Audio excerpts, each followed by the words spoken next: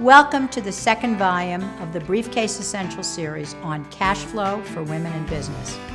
My name is Susan Spencer. If you have not seen Volume 1, I suggest you check it out before viewing Volume 2 so that you already have a good idea of what I am describing as cash flow. Look at the chart again one more time from Volume 1, just to refresh your memory as to what the things are that are going into your business and the costs that are going out of your business. The most important source of funds flowing into your company should be those from sales of your products or services. Without sales, you cannot stay in business. Cash flow is always front and center because to run a business, you need money to pay your obligations. And most of that money you will generate will come from your efforts in sales. To maximize your potential cash flow and in effect stretch each dollar, send out invoices the same day that the product or services are delivered. Do I care when my customer pays me? Sure I do. Because the longer it takes for money to come into your company, the less cash flow you have to work with.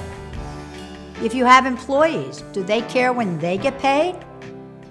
If you have a landlord and pay rent, does he or she care when they get paid?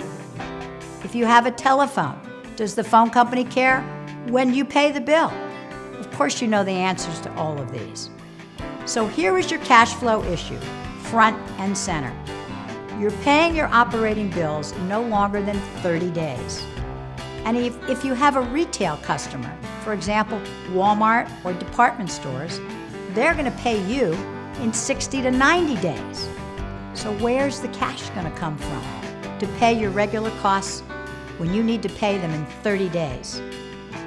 When you're not going to be getting money from your customer for 60 to 90 days? The answer is you're going to run out of money unless you have other sources of money coming into your business at the same time. My first encounter with cash flow problems occurred in my first business. I produced and sold my own line of tennis dresses. The supplier who made my dresses required me to pay him 30 days after I received the dresses. The stores I sold, some of them Saks and Neiman Marcus, for example, they paid my company in 60 to 90 days. No one ever warned me that this was a disaster waiting to happen if I got busy and got large orders. Because the larger the orders got, the more money I was waiting for while still having to pay my supplier in 30 days. And that's what happened. I grew too fast and did not have enough cash flow to cover all my costs because my customer was paying me 60 days later than I needed to pay my bills. So what happened to this growing, successful, fabulous business? I stopped shipping the stores because I ran out of cash. They canceled all their orders, and I ruined my reputation in the business. That's why I'm so passionate about cash flow.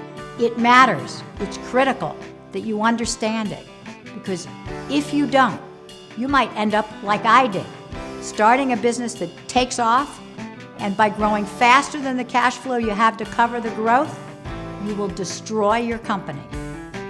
I learned a painful and costly lesson, but I never made it again. So what did I do after my first business? I actually thought about cash flow up front before I started the company. It was a business where my customers would pay me before I needed to pay my suppliers. This is called positive cash flow. I have given you an example of what this looks like on the chart.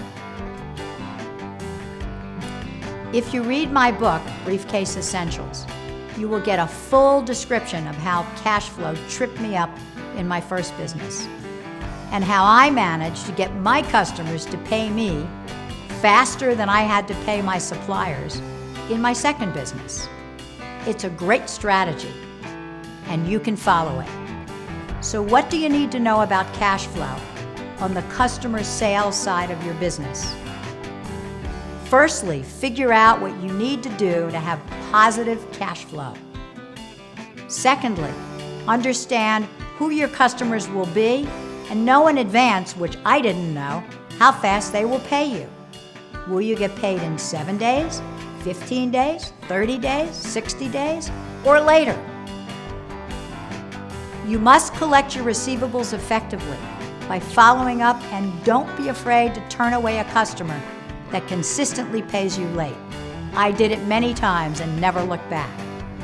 The next volume, I will talk about ways to add to your cash flow by using loans, lines of credit, and credit cards. So don't miss it. It will give you a whole new way of looking at borrowing money to grow your business. And it might not be as scary as you think it is.